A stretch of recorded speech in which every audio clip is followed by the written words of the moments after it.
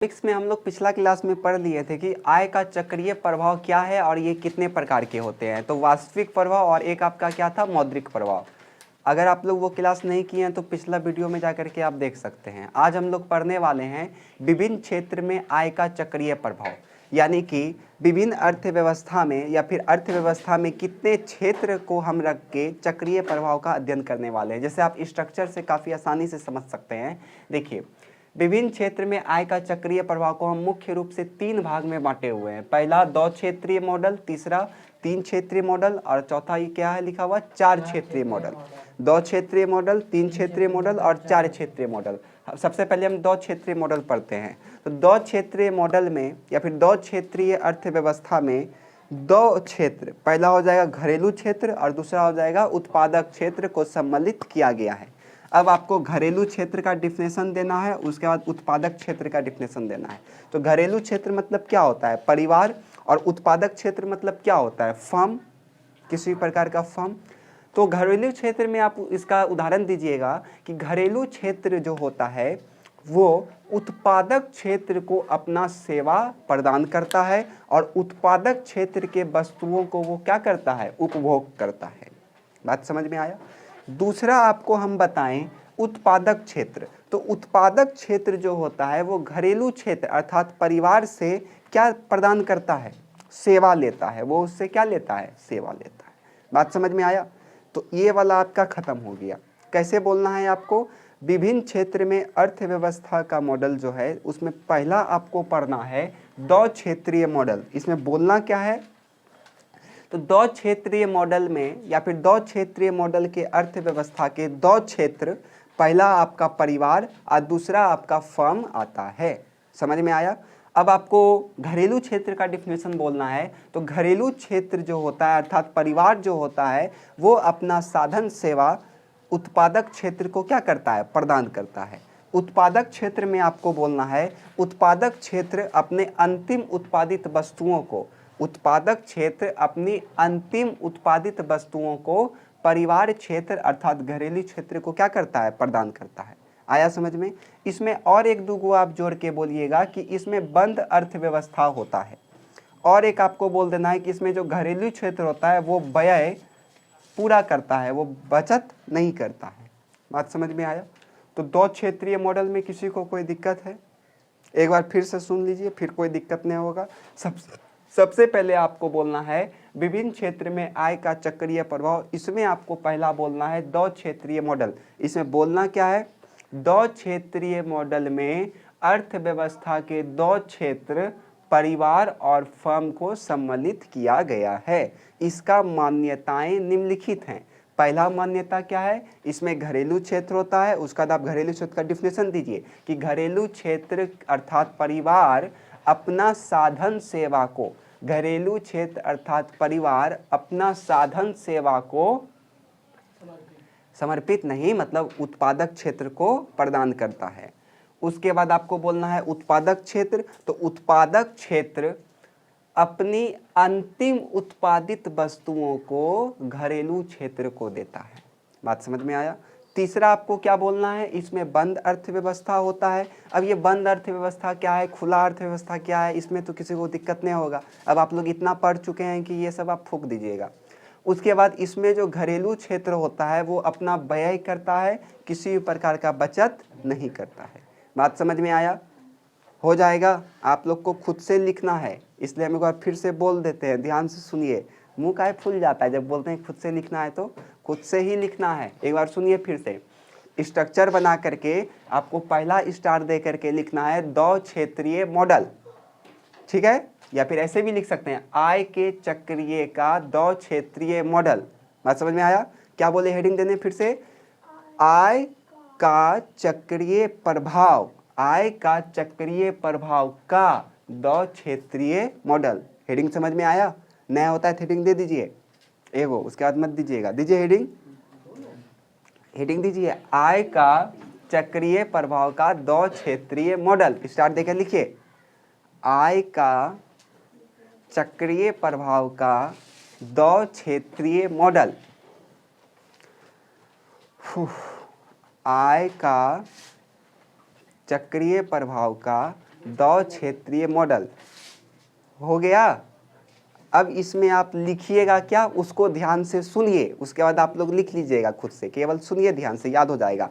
इसमें आपको लिखना है आय का चक्रीय प्रभाव के दो क्षेत्रीय मॉडल में अर्थव्यवस्था का दो क्षेत्र घरेलू अर्थात परिवार और उत्पादक क्षेत्र अर्थात फर्म को सम्मिलित किया गया है। समझ में आया? यहाँ तक में किसी को कोई दिक्कत है? अब आपको बोलना है मान्यताएं, इसका क्या क्या मान्यताएं हैं। तो पहला, इसमें उत्पादक क्षेत्र और घरेलू क्षेत्र को सम्मिलित किया जाता है।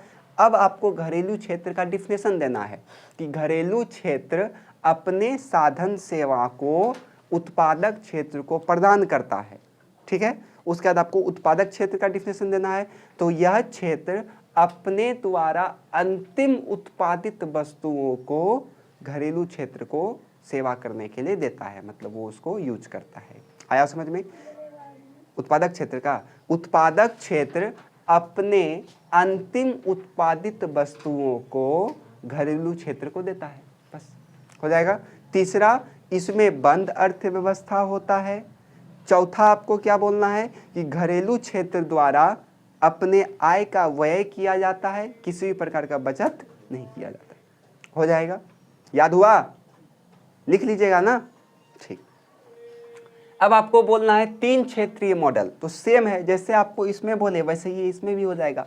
क्या बोलना है इसमें आपको? तो आय का चक्रीय प्रभाव के तीन क्षेत्रीय मॉडल में अर्थव्यवस्था का तीन क्षेत्र कौन कौन हो जाएगा आपका? घरेलू क्षेत्र, उत्पादक क्षेत्र और सरकार भी सम्मिलित हैं। हो जाएगा? घरेलू क्षेत्र का आपको हम डिफिनेशन इधर बता दिए हैं, उत्पादक का भी बता दिए हैं। अब आपको सरकार में क्या बोलना है? तीन क्षेत्रीय मॉडल में सरकार का भी भूमिका होता है। सरकार के क्रियाकलाप को हम दो भाग से समझ सकते हैं। पहला सरकारी राजस्व और दूसरा सरकारी व्यय। अब ये सरकारी राजस्व क्या होता है? तो सरकारी राजस्व का अर्थ होता है कि सरकार का आय, ठीक है, विभिन्न स्रोतों से प्राप्त सरकार के आय को सरकारी राजस्व कहते हैं। समझ में आया? विभिन्न क्षेत्रों से या विभिन्न स्रोत से प्राप्त आय को सरकार का सरकारी राजस्व कहते हैं। याद हो गया? अब सरकारी व्यय क्या है? तो विभिन्न क्षेत्रों में सरकार द्वारा किए गए खर्च को सरकारी व्यय कहते हैं। समझ में आया? अब ये सरकारी व्यय खर्च कहाँ कहाँ किया जा सकता है?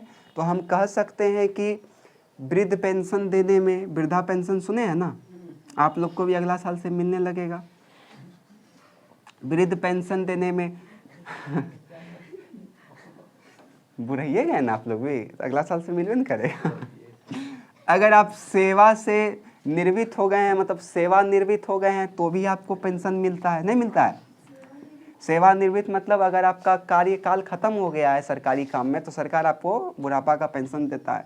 वृद्धा पेंशन हो गया, सेवानिवृत्त हो गया, बच्चा लोग है तो उसको छात्रवृत्ति दे देता है सरकार।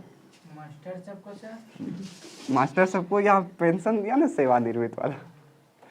और कहाँ में खर्च करता है सरकार अपना पैसा? उद्योग को बढ़ावा देने के लिए उसको अनुदान देता है, मतलब सब्सिडी, समझते हैं ना, और आर्थिक सहायता भी देता है। तो इस समय पैसा कहाँ से आ रहा है? सरकार ने दे रहा है। इसके साथ साथ अगर वेतन देना है, सरकार के लिए जो काम कर रहा है उसको वेतन भी तो देगा सरकार। ऐसे काम करेगा क्या कोई? आर्मी को भी सब आ जाता है इसमें। बात समझ में आया? हो जाएगा। अब हमको सबसे अजीब बात ये लगता है कि एक सरकारी जो ग्रुप डी का भी नौकरी करता है उसको भी लगभग 30 से 40 हज़ार रुपया पैसा मिलता है महीना। तो 30 से 40 हज़ार जब उसको मिल ही रहा है, तो फिर भी सरकार उसको क्यों घर देता है, टेलीफोन फ्री देता है, ये फ्री, वो फ्री, वो फ्री। हमको जहाँ तक लगता है कि ये सब पैसा सरकार को गरीब के लिए खर्च करना होता होगा। जो ग्रुप ए का नौकरी होता है उसका सैलरी ही स्टार्टिंग में ही लाख रुपया से स्टार्ट होता है, लाख से 2.5 लाख तक उसका सैलरी महीना का होता है। फिर भी सरकार उसको टोटल चीज़ फ्री देता है, उसको घर से 1 रुपया खर्च नहीं करना होता है। तो ये सबसे अजीब बात है कि जब उसको सरकार इतना पैसा दे ही रहा है मंथली, फिर भी उसके बावजूद भी उसको सारा सुविधा दे रहा है। तो इस चीज़ पे सरकार को भी क्या करना चाहिए? सोचना चाहिए। बात समझ में आ रहा है? तो आप लोग को हम क्या बताएं, सरकार का क्रियाकलाप हम दो भाग से समझ सकते हैं। पहला क्या, सरकारी राजस्व, और दूसरा सरकारी व्यय। तो सरकारी राजस्व क्या है, तो सरकारी राजस्व का मतलब होता है सरकार द्वारा या सरकार को विभिन्न स्रोतों से प्राप्त आय को ही हम क्या बोलते हैं, सरकारी राजस्व। अब व्यय क्या है, तो सरकार द्वारा विभिन्न क्षेत्रों में किए गए खर्च को ही क्या बोलते हैं, सरकारी व्यय। आया समझ में। सरकारी व्यय को कहाँ कहाँ खर्च किया जाता है, या फिर सरकारी व्यय कहाँ कहाँ होता है, या क्वेश्चन ये भी पूछ सकता है कि सरकार अपना पैसा को कहाँ कहाँ खर्च करता है। तो इसमें आपको पहला बोलना है कि वृद्ध पेंशन, छात्रवृत्ति, सेनावृत्ति ये सब देने में। उसके बाद आपका उद्योगों को अनुदान तथा आर्थिक सहायता देने में, सरकार के लिए काम कर रहे सरकारी अधिकारियों को वेतन देने में। आया समझ में, हो जाएगा। चलिए ठीक है। अब हम लोग इसी में एक चीज समझेंगे बजट के बारे में, कि अगर सरकारी राजस्व और सरकारी व्यय दोनों बराबर होगा तब हम लोग इसको बोलेंगे संतुलन का बजट। बात समझ में आया।